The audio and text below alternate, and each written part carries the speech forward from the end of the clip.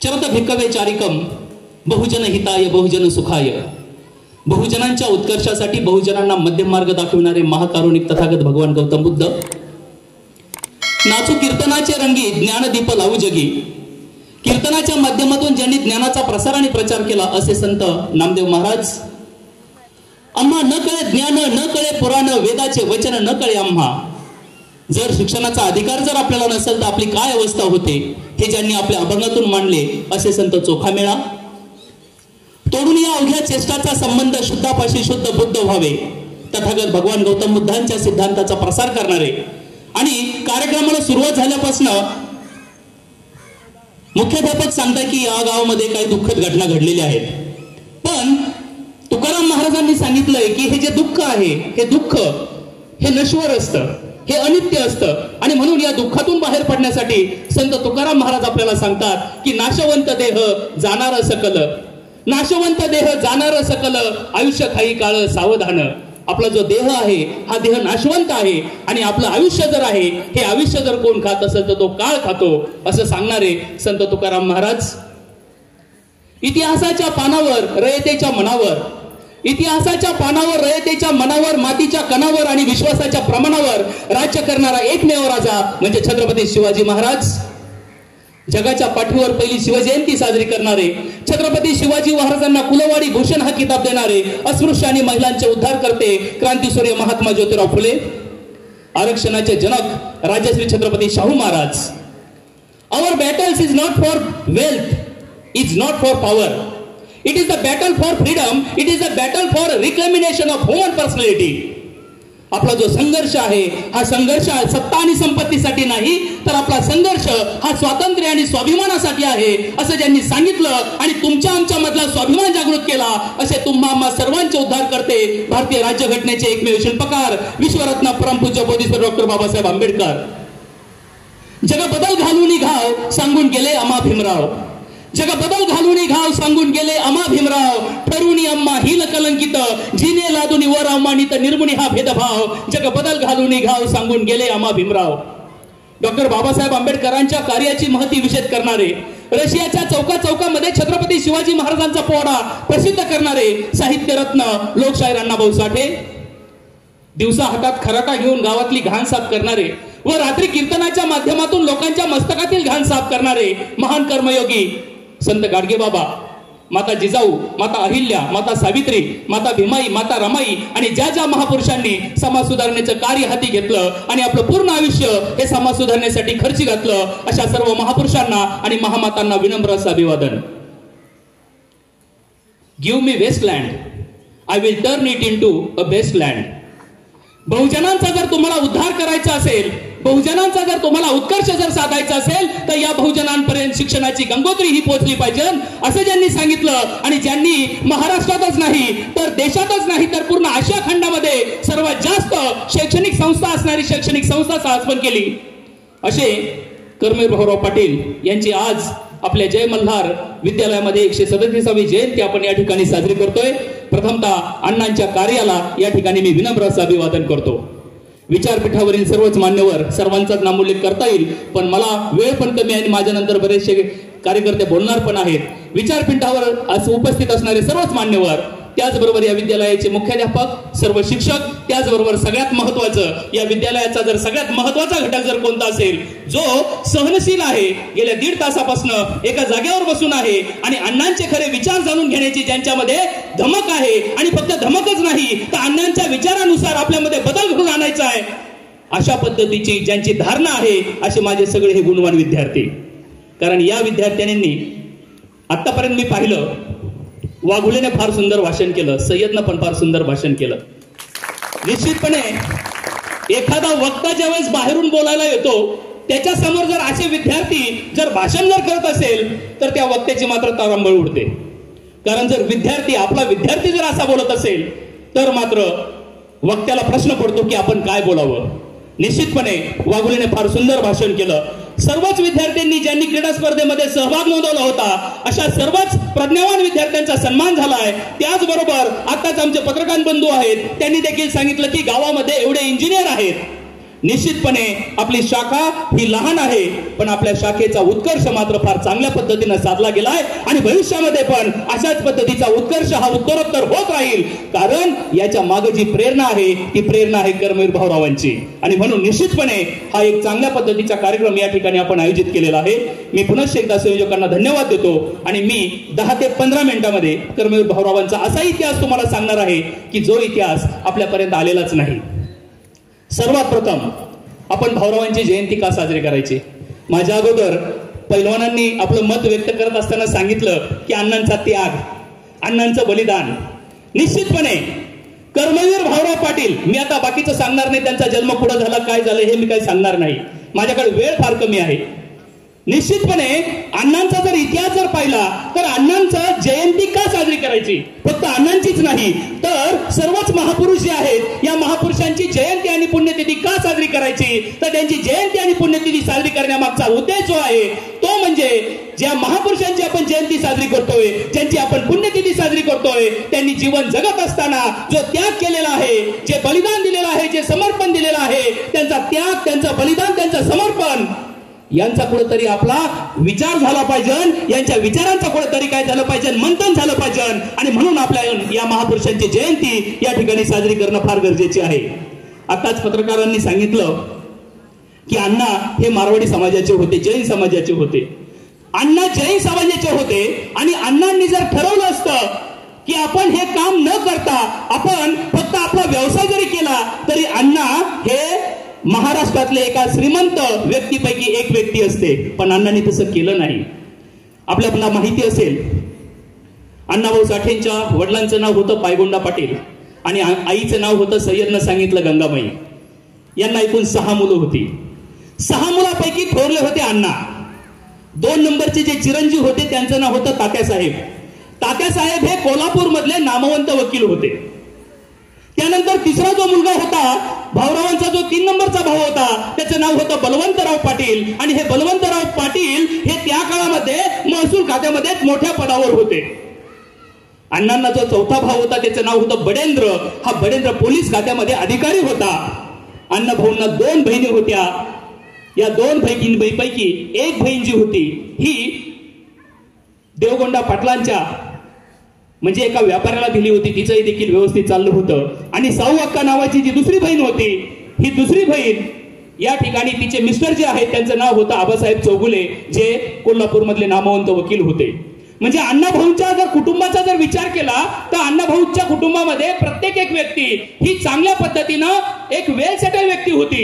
अण्णांनी जरी तसा विचार केला असता की आपल्याला हे काही करायचं नाही, आपल्याला फक्त काय करायचंय, आपला व्यवसाय जर करायचा आहे, असं अण्णांनी जर ठरवलं असतं तर अण्णा देखील चांगल्या मोठ्या पदावर गेले असते. पण अण्णांनी तसं केलं नाही, कारण अण्णांना काय करायचं होतं, या बहुजनांच्या लेकरांना शिकवायचं होतं. आणि म्हणून अण्णांचं जे कार्य आहे, अण्णांनी हे कार्य करत असताना जो काय त्याग केलाय, जे काय बलिदान दिलंय, हे बलिदान आपल्याला या ठिकाणी माहिती असणं गरजेचं आहे. आणि म्हणून अण्णांचं एक कार्य या ठिकाणी मी आपल्याला सांगणार आहे. बऱ्याच जणांनी आता सांगितलं, माझ्या अगोदर काही वक्त्यांनी सांगितलं की कशा पद्धतीनं ज्ञानदेव घोलप, मला वाटतंय वाघुलेनं सांगितलं की ज्ञानदेव घोलपचा प्रसंग आपल्याला सांगितला.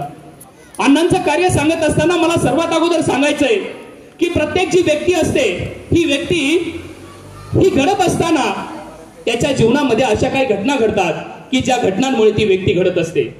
ज्या पद्धतीने छत्रपती शिवाजी महाराज घडले, छत्रपती शिवाजी महाराज घडले कारण माता जिजाऊंनी त्यांना सांगितलं की आपल्या स्वराज्य जे आहे या स्वराज्यावर 4 शत्रूंनी आक्रमण केलंय आणि या स्वराज्याला जर या गुलामगिरीतून जर मुक्त करायचं असेल तर मात्र तुम्हाला काय करावं लागेल. 16व्या वर्षी आता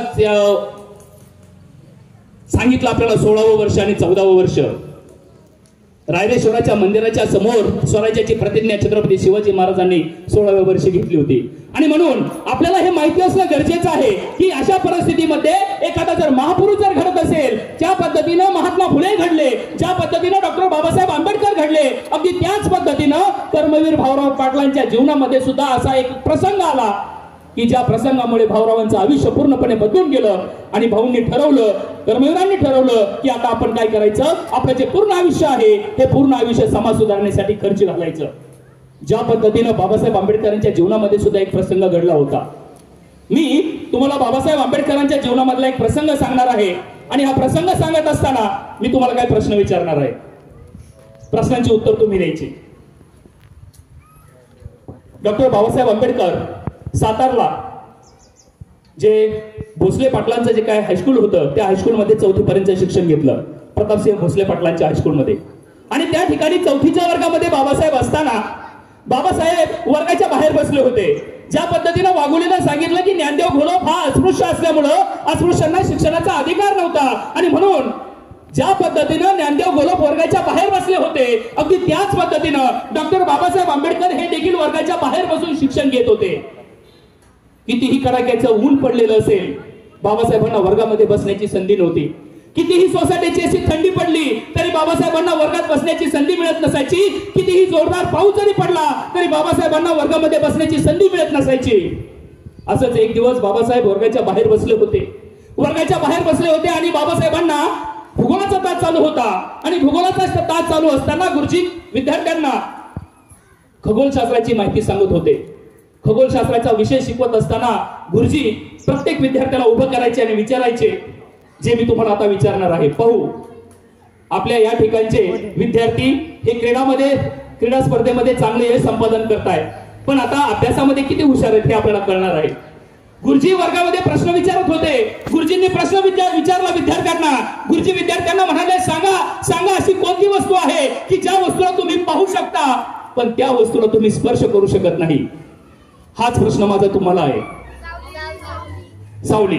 पहा, मुलींनी उत्तर दिलं. मुली हुशार दिसताय. मुलींनी लगेच उत्तर दिलं की सावली अशी आहे की ज्या सावलीला आपण पाहू शकतो पण सावलीला आपण स्पर्श करू शकत नाही. मुलांमध्ये सांगेल का कोण, अशी कोणती वस्तू आहे की ज्या वस्तूला तुम्ही पाहू शकता पण त्या वस्तूला तुम्ही स्पर्श करू शकत नाही? मुलांपैकी सांगताय का कोण, अशी कोणती वस्तू आहे की ज्या वस्तूला तुम्ही पाहू शकता पण त्याला स्पर्श करू शकत नाही? वाघोले, अशी कोणती वस्तू आहे? बऱ्याचशा विद्यार्थ्यांनी सांगितलं. प्रत्येक विद्यार्थ्याचा नंबर यायचा. प्रत्येक विद्यार्थी उभा राहायचा आणि सांगायचा, सर सूर्याला आम्ही पाहू शकतो पण सूर्याला आम्ही स्पर्श करू शकत नाही. काही विद्यार्थी उभे राहायचे आणि सांगायचे, सर ताऱ्यांना आम्ही पाहू शकतो पण ताऱ्यांना स्पर्श करू शकत नाही. असा प्रत्येक एक विद्यार्थी उभा राहायचा आणि गुरुजींना उत्तर सांगायचा. सगळ्यांचा नंबर झाला. वर्गातल्या सगळ्याच विद्यार्थ्यांना गुरुजींनी प्रश्न विचारले. वर्गाच्या बाहेर बालभिवा बसला होता. बालभिवाला गुरुजींनी प्रश्न विचारला. गुरुजी म्हणाले, भिवा सांग, अशी कोणती वस्तू आहे, अशी कोणती वस्तू आहे की त्या वस्तूला तू पाहू शकतो पण त्या वस्तूला तू स्पर्श करू शकत नाही? त्यावेळेस मात्र भिवानं उत्तर दिलं. बाबासाहेबांनी उत्तर दिलं, गुरुजी या वर्गामध्ये पाण्याने भरून ठेवलेला तो माठ आहे ना, त्या माठाला मी पाहू शकतो पण मी अस्पृश्य असल्यामुळे त्या माठाला स्पर्श करू शकत नाही.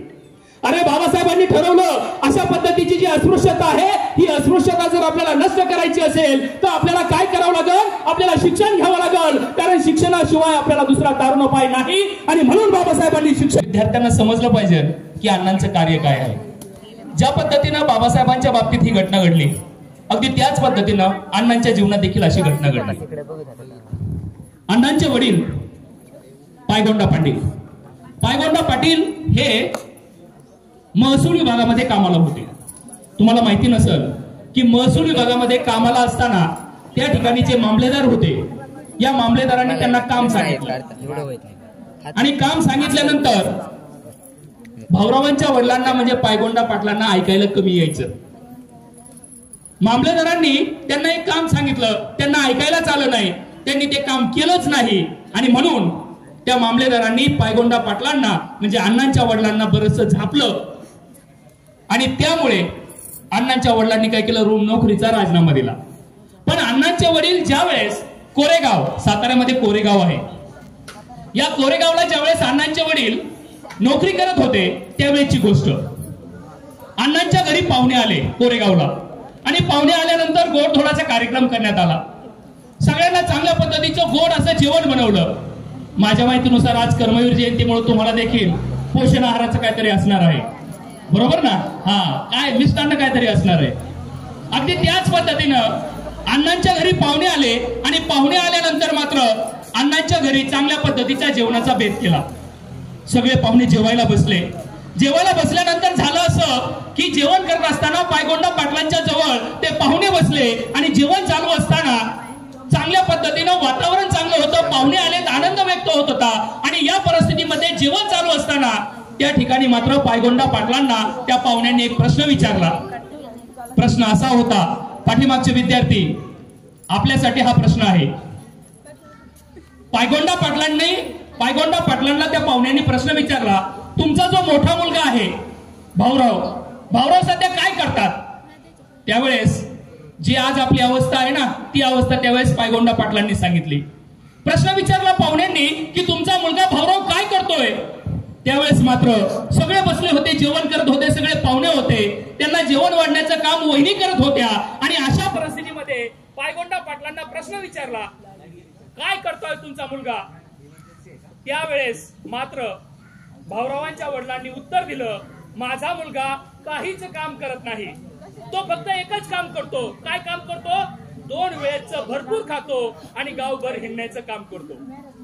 पहा, आपल्या वडिलांनी अशा पद्धतीने सांगितलं आपल्याला, पाहुण्यांसमोर अपमान केला आणि अपमान करत असताना त्यांनी असं सांगितलं की माझा मुलगा काहीच काम नाही, पोटभर खातो आणि फक्त गावामध्ये फिरतो. ही गोष्ट अण्णांना फार वाईट वाटली. अण्णांना तर वाईट वाटलीच, पण त्याच वेळेस झालं असं, अण्णांच्या पत्नी म्हणजे लक्ष्मीबाई वहिनी या सर्वांना जेवण वाढण्याचं काम करत होत्या आणि जेवण वाढता मुलांना चांगला शिक्षण घ्या बाबा, बाकी काय नाही.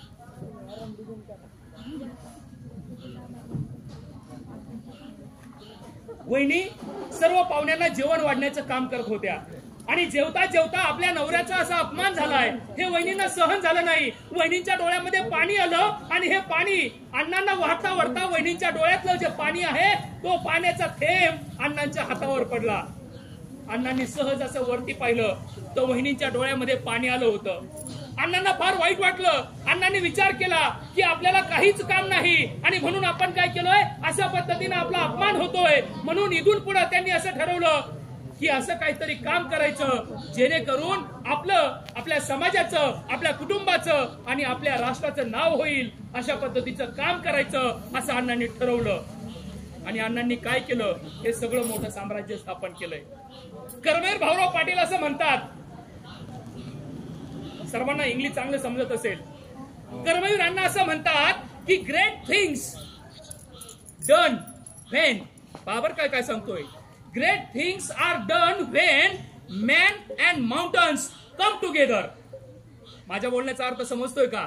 अण्णांनी काय सांगितलंय, ग्रेट थिंग्स डन म्हणजे मोठाल्या वस्तू घडतात, मोठालं कार्य घडतं. मोठालं कार्य केव्हा घडतं, ज्यावेळेस मॅन आणि माउंटन कम टुगेदर.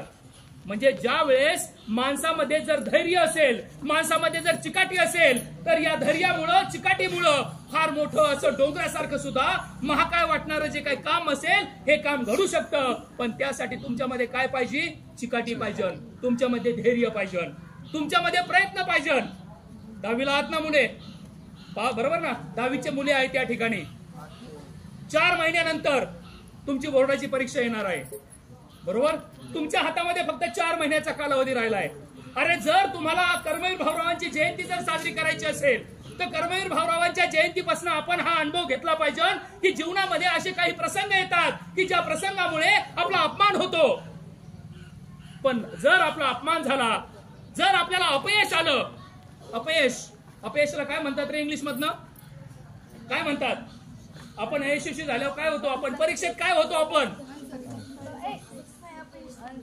4 अंकी शब्द आहे, 4 शब्द आहेत इंग्लिश मधनं. कोणता शब्द आहे?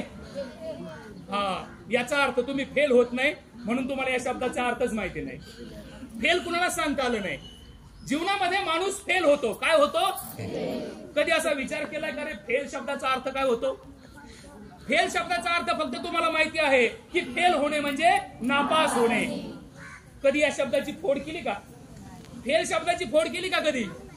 फेल शब्दातलं स्पेलिंग कोणाला माहिती रे? फेल शब्दाचं सांगता येईल? फेलचं FAIL. याचा अर्थ काय होतो माहिती सर्वांना? काय अर्थ होतो? नापास. फेल हा जो शब्द आहे, या फेल शब्दाचा अर्थ काय होतो पहा. F म्हणजे फर्स्ट. F म्हणजे काय? फर्स्ट. नंतर पुढचं कोणतं अक्षर आहे? A. First attempt. अटेम्प्ट म्हणजे काय? प्रयत्न. अटेम्प्ट म्हणजे काय? प्रयत्न. FA. नंतर I काय? आय आहे ना तिसरा शब्द. आय म्हणजे इन. आणि शेवटचा शब्द आहे यल. यलचा अर्थ होतो लर्निंग. यल म्हणजे काय? लर्निंग म्हणजे शिकणे. मग फेल हा जो शब्द आहे, या फेल शब्दाची जर फोड केली तर फेल शब्दाची फोड होते फर्स्ट अटेम्प्ट इन लर्निंग, म्हणजे शिकण्याचा पहिला प्रयत्न म्हणजे फेल होणे. बरोबर. बरेचसे विद्यार्थी काय करतात, मार्क पडले नाहीत, नापास झाले तर काय करतात, आत्महत्या करण्याचा प्रयत्न करतात. त्यांच्यामध्ये नकारात्मक काय होतो, दृष्टिकोन निर्माण होतो. अरे विचार करा, अण्णांच्या जीवनामध्ये असा प्रसंग आला, त्यांचा अपमान झाला, अरे हे तर काहीच नाही, तुम्हाला माहिती नसल. आता कुणीतरी एका वक्त्यानं सांगितलं की अण्णा 6वी नापास झालेत आणि अण्णांना डॉक्टरेट मिळाली. काही दिवसापूर्वी या ठिकाणी बरेचसे कार्यकर्ते गेलेत, पण अण्णाभाऊ साठेला सुद्धा डॉक्टरेट मिळाली. अण्णाभाऊ साठे तर फक्त 1.5 दिवस शाळेत गेले होते. किती दिवस गेले ते शाळेत? 1.5 दिवस. पहिल्या दिवशी गेले, गुरुजींनी सटकून आणलं, दुसऱ्या दिवशी शाळा बंद. 1.5 दिवस शाळेत जाणारा व्यक्ती डॉक्टरेट मिळवतो. अण्णा 6वी नापास होते. कितवी नापास होते? 6वी. पण त्यांना डिलीटची पदवी मिळाली, ते डॉक्टर झालेत. आपण म्हणतो ना डॉक्टर पद्मभूषण, डॉक्टर कर्मवीर भाऊराव पाटील. मग 6वी नापास झालेला व्यक्ती, तुम्हाला माहिती आहे का अण्णांचं शिक्षण माहिती आहे? अण्णा डोक्यावर नाही चाललं. अण्णा 6वीच्या इंग्रजी विषयात नापास झाले. अण्णा नापास झाले. सर्व विद्यार्थी, अण्णांचे सगळे मित्र पास झाले. अण्णांचे सगळे मित्र पास झाले, फक्त अण्णा एकटेच नापास झाले 6वीला इंग्लिश मध्ये. सगळे विद्यार्थी जे आहेत हे विद्यार्थी गुरुजींकडे गेले. गुरुजींचं नाव होतं भार्गव राम कुलकर्णी. काय नाव होतं गुरुजींचं? भार्गव राम कुलकर्णी हे गुरुजी होते. या गुरुजींकडे सगळे विद्यार्थी गेले आणि त्या गुरुजींना त्यांनी विनंती केली की काय करा तुम्ही, अण्णांना पास करा. अण्णा जर नापास झाले तर त्यांचं शैक्षणिक कारकीर्द संपन, त्यांचं शिक्षण थांबल, अण्णांना भविष्यात काहीच करता येणार नाही. सगळे विद्यार्थी गुरुजींकडे गेले, गुरुजींना विनंती केली की तुम्ही अण्णांना पास करा. गुरुजींनी मात्र अजिबात ऐकलं नाही. हे प्रकरण गेलं शाहू महाराजांकडे. शाहू महाराजांकडे हे प्रकरण गेलं. शाहू महाराजांना सगळ्या विद्यार्थ्यांनी सांगितलं की भाऊराव पाटील हे फक्त एकटेच नापास झाले. त्या सर्वांनी विनंती केली शाहू महाराजांना की आपण काय करा, अण्णांना विनंती करा गुरुजींना, ते अण्णांना पास करतील. शाहू महाराजांनी लगेच काय केलं, भार्गव राम कुलकर्णी गुरुजींना बोलवून घेतलं आणि भार्गव राम गुरुजींना त्यांनी सांगितलं की एकच विद्यार्थी आहे भाऊराव पाटील, हा अभ्यासात जरी कमी असला ना तरी तो इतर गोष्टीमध्ये मात्र चांगला आहे, चांगला कार्य करता आहे, आपण त्यांना पास करा. गुरुजींनी काय उत्तर दिलं? गुरुजींनी सांगितलं, एक वेळेस हा भाऊराव पाटील ज्या बेंचवर बसतो ना ती बेंच मी पुढच्या वर्गात येईल, पण अण्णाला मात्र, भाऊरावांना मात्र मी पुढच्या वर्गात टाकणार नाही. असं अण्णांच्या बाबतीत घडलं. अरे विचार करा, अण्णांचं शिक्षण झालं 6वी आणि 6वी पर्यंत शिक्षण झालं, पण अण्णा मात्र एका मोठ्या शैक्षणिक संकुलाचे काय झाले, संस्थाचालक झालेले आहेत, अध्यक्ष झालेले आहेत. मग मला एवढंच सांगायचंय, माणसाच्या जीवनामध्ये फार वाईट प्रसंग येतात, पण आपण अण्णांच्या जीवनापासून काय घेतलं पाहिजे, तर आपण अण्णांच्या जीवनापासून हेच घेतलं पाहिजे की जीवनामध्ये कितीही वाईट परिस्थिती आली, कितीही वाईट प्रसंग आले तरी आपण नाउमेद व्हायचं नाही. किती मुलांना माहिती आहे रे डांबर प्रकरण? किती मुलांना माहिती आहे? अण्णांचा अभ्यास केला का तुम्ही? डांबर प्रकरण माहिती आहे का? एकाही विद्यार्थ्याला माहित नाही डांबर प्रकरण काय आहे. पहा, लक्ष द्या. 14 फेब्रुवारी 1914 तारीख लक्षात राहील का सर्वांच्या? 14 फेब्रुवारी. 14 फेब्रुवारी तुमच्या लक्षात राहील, पण 14 फेब्रुवारी 1914 ला काय झालं हे लक्षात राहणार नाही. बरोबर ना? 14 फेब्रुवारी सर्वांना माहिती का नाही? काय 14 फेब्रुवारीला? काय 14 फेब्रुवारीला? सर्वांना माहिती आहे 14 फेब्रुवारीला व्हॅलेंटाईन डे असतो. बरोबर ना? 14 फेब्रुवारीलाच असतो ना. अरे पण 14 फेब्रुवारी 1414 ला काय घडलं हे आपल्याला माहिती नाही. कोल्हापूरला टाउन हॉल हा एक भाग आहे. त्या ठिकाणी एडवर्ड राजे आणि व्हिक्टोरिया राणी यांचा एक पुतळा आहे आणि तो जो पुतळा आहे त्या पुतळ्याला कुणीतरी डांबर लावलं. पहा बर का, महापुरुषांच्या पुतळ्याला डांबर लावल्यावर किती वातावरण बिघडतं. अगदी त्याच पद्धतीची परिस्थिती निर्माण झाली. एडवर्ड जे राजकुमार आहेत, या राजकुमार आणि त्यांच्या मिसेस म्हणजे राजपुत्र ज्या होत्या व्हिक्टोरिया राणी, या दोघांचा पुतळा होता टाउन हॉलला कोल्हापूरला आणि त्या ठिकाणी कुणीतरी एखाद्या समाजकंटकांनी काय केलं, त्यांच्या पुतळ्याला डांबर लावलं. डांबर लावल्यानंतर परिस्थिती अशी होती की त्या काळामध्ये महात्मा ज्योतिराव फुलेंच्या निधनानंतर सत्यशोधक समाज, तुम्हाला माहिती आहे का महात्मा फुलेंनी सत्यशोधक समाजाची स्थापना केली? कधी स्थापना केली माहिती? फक्त सत्यशोधक समाजाची स्थापना केली, पण कधी स्थापना केली? महात्मा फुलेंनी म्हटलंय ना, विद्येविना मती गेली, मतीविना नीती गेली, नीतीविना गती गेली, गतीविना विद्ये गेले, विद्येविना शूद्र खचले, एवढे सर्व अनर्थ एका अविद्येने केले. म्हणून आपण शिकलं पाहिजे. म्हणून महात्मा फुलेंनी तुम्हाला मुलींना काय केलंय? मुलींसाठी पहिली शाळा सुरू केली. पण मुलींना हेच माहिती नाही की महात्मा फुलेंनी सत्यशोधक समाजाची स्थापना कधी केली. महात्मा फुलेंनी सत्यशोधक समाजाची स्थापना केली. आज किती तारीख आहे? 22 सप्टेंबर. बरोबर 2 दिवसांनी. किती दिवसांनी? किती तारीख असेल? 24 सप्टेंबर. 24 सप्टेंबर 1873. किती साल सांगितलं मी? 24 सप्टेंबर 1873 साली महात्मा फुलेंनी सत्यशोधक समाजाची स्थापना केली. का केली बरं? त्या दिवशी का केली? 24 सप्टेंबरलाच का केली? त्यांना असं वाटलं असतं की 22 सप्टेंबरला करायचंय, 22 सप्टेंबरला केली असती, 25 सप्टेंबरला केली असेल. 24 सप्टेंबरच तारीख महात्मा फुलेंनी सत्यशोधक समाजाच्या स्थापनेसाठी का निवडली असेल? याचं कारण महात्मा ज्योतिराव फुले कुणाला गुरु मानायचं माहिती तुम्हाला? महात्मा फुलेंनी कुणाला गुरु मानलं? तुम्हाला इतिहासच माहिती नाही. आणि विशेष म्हणजे हा इतिहास सांगण्यासाठी माझ्यासारखा गणिताचा माणूस आलाय सांगायला. महात्मा फुलेंनी कुणाला गुरु मानलं? महात्मा फुलेंनी छत्रपती शिवाजी महाराजांना गुरु मानलं. कुणाला गुरु मानलं? छत्रपती शिवाजी महाराजांना. छत्रपती शिवाजी महाराजांचा राज्याभिषेक जो आहे, हा राज्याभिषेक 24 सप्टेंबरला झाला 1674 साली. आणि म्हणून 24 सप्टेंबरला महात्मा ज्योतिरावांनी काय केलं? सत्यशोधक समाजाची स्थापना केली. महात्मा फुलेंच्या निधनानंतर मात्र सत्यशोधक समाजाचं काम पूर्णपणे बंद पडलं. अण्णासाहेब लट्टे, भास्करराव जाधव यांनी कोल्हापूरमध्ये पुन्हा शाहू महाराजांच्या मदतीनं सत्यशोधक समाजाला स्थापना केली. आणि मग आता सत्यशोधक समाजाची जर स्थापना झाली तर सनातनी लोकांना असं वाटलं की आता या सत्यशोधक समाजाच्या स्थापनेमुळं आपल्याला मिळणारं काम कमी होईल. कारण सत्यशोधकामध्ये सांगितलं होतं की प्रत्येक गोष्टीचं सत्य जाणा. तुकाराम महाराज सांगायचे ना, लोका सांगावे सत्य, लोकांना सत्य सांगा. लोक तुमच्या मागे आले नाही तरी चालेल, पण लोकांना सत्य सांगा. आणि म्हणून त्या ठिकाणी सत्यशोधक समाजाची स्थापना झाली. तुमची मानसिकता माझ्या लक्षात येते. मी फक्त एवढा प्रसंग सांगणार आहे आणि थांबणार आहे. कारण गौतम बुद्धांचं प्रवचन चालू होतं आणि प्रवचन चालू असताना एक माणूस सारखा चक्रा मारायचा. गौतम बुद्धांचं प्रवचन चाललंय, माणूस सारखा चक्रा मारायचा. गौतम बुद्धांचे शिष्य होते आनंद. ते आनंद गौतम बुद्धांच्या जवळ जातात. गौतम बुद्ध त्याला विचारतात की आनंद, हा माणूस सारखा चक्रा का मारतोय?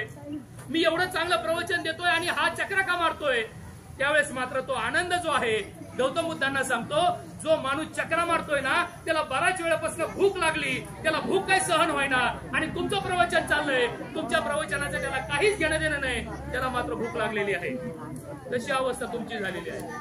आणि म्हणून तुमचा जास्त वेळ घेत नाही. फक्त मला एवढं सांगायचंय की जर जीवनात जर अपयश जर आलं तर त्यानं नाउमेद व्हायचं नाही. हे आपल्याला अण्णांनी शिकवलंय. या प्रकरणामध्ये फार मोठी प्रसंग आहे, तो मी एकदम शॉर्ट मध्ये सांगतो. या प्रसंगामध्ये डांबर प्रकरणामध्ये सत्यशोधक कार्यकर्ते लट्टे यांना फसवलं पाहिजे. आणि यांना जर फसवायचं असेल तर माध्यम कोण असेल? ते म्हणजे भाऊराव पाटील. आणि म्हणून भाऊराव पाटलांना या प्रकरणामध्ये गोवलं गेलं. अक्षरशः तुम्हाला माहिती नसेल, भाऊराव पाटील 6.5 महिने तुरुंगामध्ये होते. माहिती का तुम्हाला? ज्या रयत शिक्षण संस्थेची स्थापना भाऊरावांनी केली, हे भाऊराव 6.5 महिने तुरुंगात होते. कोल्हापूरला कावळा बंगला नावाचा एक कारावास आहे, तुरुंग आहे. त्या तुरुंगाचं नावच आहे कावळा बंगला, ज्या ठिकाणी काळ्या पाण्याची शिक्षा दिली जाते. या ठिकाणी अण्णांना 6 महिने 7.5 महिने तुरुंगामध्ये ठेवलं होतं. पाटील समाजाचा माणूस तुरुंगामध्ये गेलाय. समाजामध्ये अजिबात किंमत राहिली नाही. आता आपण तुरुंगात गेलोय, आपल्या नशिबी आपल्या माती गुन्हेगाराचा शिक्का लागलेला आहे. आता हा पुसला जाणार नाही. आपलं जीवन जगण्यात काही अर्थ नाही. आणि म्हणून अण्णांनी ठरवलं आपलं हे जे जीवन आहे, ज्या जीवनामध्ये आपली बदनामी झाली, असं हे जीवन आपण संपून टाकायचं. अण्णा कोर्टामध्ये गेले, तारखेला गेले. तारीख असते ना कोर्टात, कोर्टामध्ये तारखेला गेले. अण्णांनी विचार केला, आपल्या जवळचे जे पोलीस आहे या पोलिसांचं दुर्लक्ष आहे. अण्णांनी पाहिलं त्या कोर्टाच्या एरियामध्ये, त्या कोर्टाच्या परिसरामध्ये एक विहीर आहे. अण्णांनी पुढचा मागचा विचार केला नाही. अरे हे अपमानित जे जीवन आहे, हे अपमानित जीवन आपण संपून टाकायचं असा विचार अण्णांनी केला. अण्णा पोलिसांच्या कचडीतून सटकले आणि अण्णांनी पुढचा मागचा विचार न करता अण्णांनी काय केलं, त्या विहिरीमध्ये उडी मारली आणि आत्महत्येचा प्रयत्न केला. ज्या कर्मवीर भाऊरावांनी एवढ्या मोठ्या संस्था स्थापन केल्या, त्या अण्णांनी पहिला प्रयत्न केला आत्महत्या करण्याचा. विहिरीत उडी मारली. काय झालं, अण्णांनी पाहिलं नव्हतं त्या विहिरीत काय. त्या विहिरीत अजिबात पाणीच नव्हतं. त्या विहिरीमध्ये सगळा गाळ होता. अण्णांनी उडी मारली तसे अण्णा गाळात पडले. अण्णांना मुका मार लागला. पुन्हा अण्णांना पोलिसांनी बाहेर काढलं. पुन्हा तुरुंगात टाकलं अण्णांना. अण्णांनी आत्महत्येचा पहिला प्रयत्न केला. अण्णांना अपयश आलं नाही, पण तरी देखील अण्णांनी ठरवलं हे असं अपमानित जीवन जगण्यापेक्षा आपण मरायचं. आणि मग आता मरायचं तर कसं मरायचं. अण्णांनी पुढचा प्रयत्न केला. अण्णांनी काय केलं, ज्या खोलीमध्ये अण्णा होते, तुरुंगात होते, त्या खोलीला काय बसवलं होतं, काचा बसवल्या होत्या. अण्णांनी त्या काचाचा भुगा केला. त्या काचांचा भुगा केल्यानंतर काय केलं, अण्णांना जेवणाला जात असताना कुठेतरी रॉकेलचा डब्बा सापडला. अण्णांनी तो रॉकेलचा डब्बा काढून घेतला. अण्णांनी पुढचा मागचा विचार केला नाही. त्या काचाचे जे तुकडे आहेत त्याची जी भुकटी केली, ती भुकटी गिळून घेतली, वरून रॉकेल पेले आणि आपल्याला संपवण्याचा प्रयत्न केला.